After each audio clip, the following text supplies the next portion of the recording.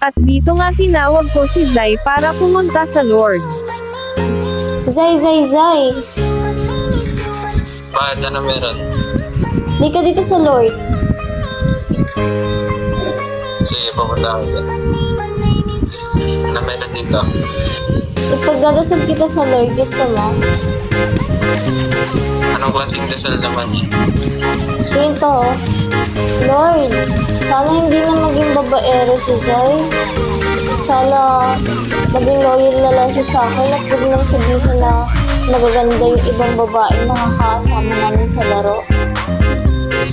At saka Lord, ito pa nakikipaglaro siya sa ibang babae, naghayabusa pa siya, tapos pinagkaguro niya pa yung babae.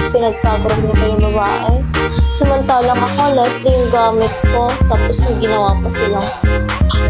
Zay, at dahil ng bababae ka at hindi ka loyal sa akin, ito ang gagawin ko sa'yo. Tikman mo ang galit ko.